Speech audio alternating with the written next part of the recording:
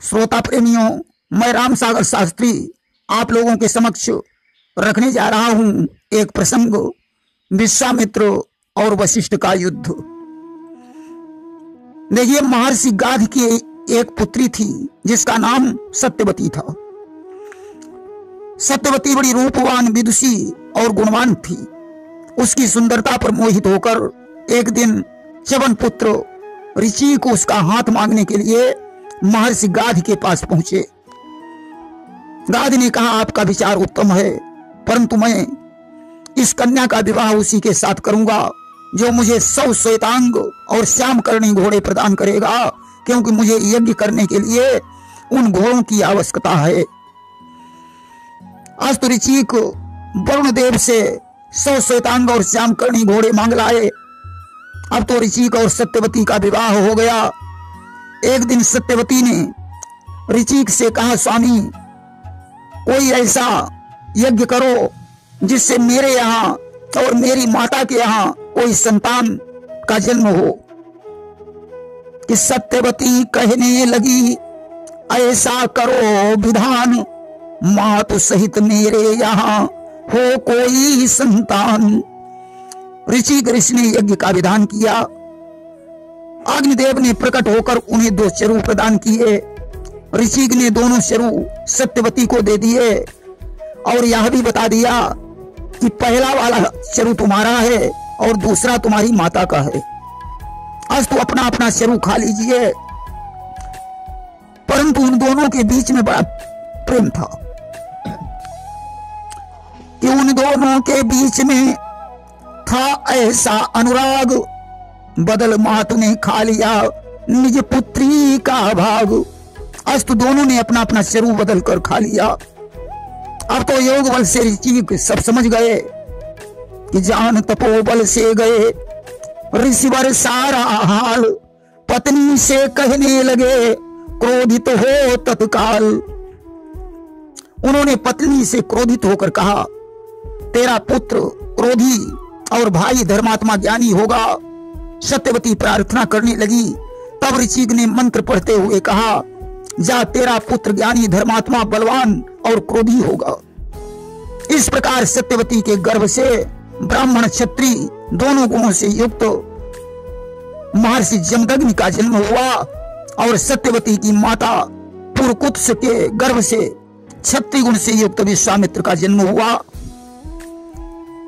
देखिए, वशिष्ठ जी के आश्रम पर कामधेनु की पुत्री नंदिनी रहती थी। एक बार राजा विश्वामित्र अपनी सेना के सहित वशिष्ठ जी के आश्रम पर पहुंचे। वशिष्ठ जी ने विश्वामित्र से कहा, राजन, आज रात में यहीं विश्राम करो, सुबह घर चले जाना। विश्वामित्र बोले, मैं अकेला नहीं हूं, मेरे साथ में सेना है, उसका प्रबंध करना बड़ा कठिन होगा, इसलिए मुझे जाने दो। वशिष्ठ जी बोले, राजन, चिंता मत करो, सेना का सारा प्रबंध हो जाएगा। वशिष्ठ जी ने आज नंदिनी से कहा कि बेटी मेहमान पधारे हैं, उनका स्वागत सम्मान करो, रह जाए न त्रुटि मेहमानी में, ऐसा कुछ उचित विधान करो। बेटी, आश्रम पर बहुत सारे मेहमान आए हुए हैं, उनके स्वागत के लिए अच्छे से अच्छा प्रबंध कीजिए, जिससे मेहमानी में कोई कमी न रह जाए। आज आज्ञा पाते ही नंदिनी ने सारी सेवाएं जुटा डाली। 56 प्रकार के व्यंजन उपस्थित हो गए कि कठरस भोग अनेक प्रकार, विविध भांति कीनी जबनारा। आज बड़े प्रेम से भोजन व्यवस्था संपन्न हुई।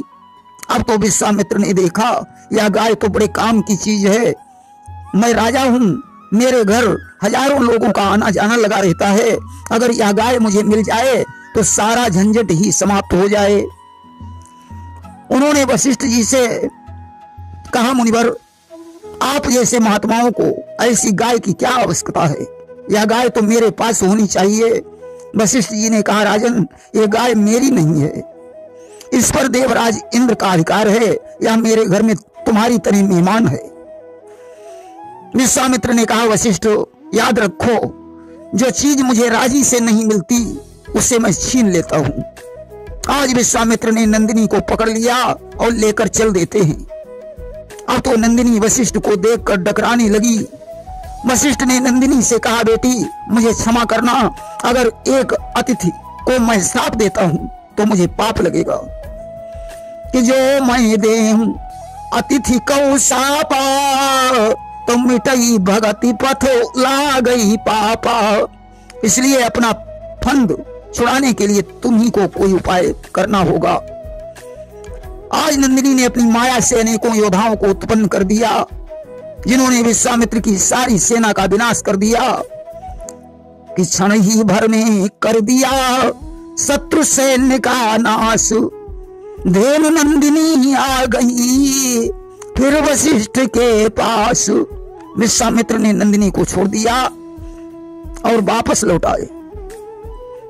अब तो विचार करने लगे कि तपस्या से बड़ा बल किसी में नहीं है, कि सोचने लगे अपने मन में यह योग तपस्या का बल है। हिल जाएं जिससे महावीर वह एक तपस्या का बल है। आज तो मुझे तपस्या करनी चाहिए। आज इन्होंने भगवान शंकर की तपस्या करके दिव्य शक्तियां प्राप्त की और बदला लेने की भावना से वशिष्ठ जी के आश्रम पर पहुंचकर उन्हें युद्ध करने के लिए ललकारा। ललकार सुनकर वशिष्ठ जी बाहर आए और विश्वामित्र से कहने लगे, राजन अपने बाण का संधान करो।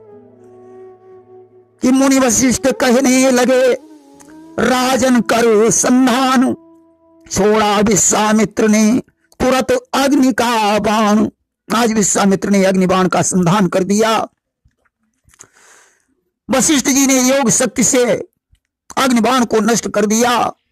यहां तक ब्रह्मास्त्र, पाशुपत, वज्र आदि अनेकों अस्त्रों का संधान किया, परंतु वशिष्ठ जी ने सारे अस्त्रों को काट दिया। काल पास, ब्रह्म पास, विष्णु चक्र भी विफल हो गए। तब वशिष्ठ जी ने कहा, राजन अब मुझे मालूम होता है कि शायद तेरी मृत्यु विधाता ने मेरे ही हाथों से लिखी है। आज उन्होंने कमंडल से जल दिया और ब्रह्मदंड को उत्पन्न करके विश्वामित्र की तरफ छोड़ दिया। कि फिर लिया अंजलि में जल को और ब्रह्मदंड प्रगटाया है। त्रिभुवन में हाहाकार हुआ, नरपाल देख चकराया है। अब तो त्रिभुवन में हाहाकार मच गया। विश्वामित्र ब्रह्मदंड को देखकर चकरा गए। विचार करने लगे, अब हमारे प्राण संकट में हैं। अब तो सारे मुनिवृंद दौड़कर वशिष्ठ जी के पास आ गए। ऋषियों ने वशिष्ठ जी से प्रार्थना की, मुनिवर ब्रह्मदंड को वापस कर लो, अन्यथा इसकी ज्वाला से संसार का विनाश हो जाएगा और विश्वामित्र भी नहीं बच पाएंगे। आज वशिष्ठ जी ने ब्रह्मदंड को वापस कर लिया। अब तो विश्वामित्र खुद को धिक्कार देने लगे कि धिग बलम क्षत्रिय बलम ब्रह्म तेजो बलम बलम एकेन ब्रह्मदंडेन सर्वाणि अस्त्राणि हतानि में। अरे क्षत्रिय बल को धिक्कार है, ब्रह्म तेज में बहुत बड़ा बल है। एक ही ब्रह्मदंड ने हमारे सारे अस्त्र नष्ट कर दिए। अब तो वे ब्रह्मर्षि बनने के लिए तपस्या करने लगे। अन्न का परित्याग करके कंदमूल फल खाने लगे। ब्रह्मा जी ने इन्हें राजर्षि बना दिया। इन्होंने उसी तपस्या के बल पर त्रिशंकु को सदैव स्वर्ग भेजा और ब्रह्मर्षि बनने के लिए अन्न जल का परित्याग कर कठोर तपस्या करने लगे। इंद्र ने मेनका भेजकर इनकी तपस्या नष्ट करा दी। इसके बाद विश्वामित्र ने सांस रोककर ब्रह्मा जी की तपस्या की। अब तो सारा भूमंडल चकरा गया। इंद्र ने ब्रह्मा से कहा, पितामह अब जाकर विश्वामित्र को ब्रह्मर्षि की पदवी प्रदान कर दो। ब्रह्मा ने जाकर उन्हें ब्रह्मर्षि कहकर संबोधित किया और चारों वेद प्रदान कर दिए। विश्वामित्र ने कहा, विधाता मैं तब तक तपस्या करना बंद नहीं करूंगा जब तक वशिष्ठ जी मुझे ब्रह्मर्षि कहकर संबोधित नहीं करेंगे। आज देवताओं ने वशिष्ठ जी को बुलवाया और उनकी रुचि रखने के लिए वशिष्ठ जी के मुंह से ब्रह्मर्षि कहलवाया कि द्विजवर ने ब्रह्मर्षि का किया आत्म सत्कार, हृदय लगाकर भूप को किया विप्र स्वीकार। वशिष्ठ ने आज ब्रह्मर्षि कहकर विश्वामित्र को हृदय से लगा लिया। दोनों का झगड़ा समाप्त हो गया। इसके बाद विश्वामित्र जी ने वेद माता गायत्री मंत्र की रचना की और ब्रह्मर्षि कहे जाने लगे। प्रेम से बोलिए वृंदावन बिहारी लाल की जय।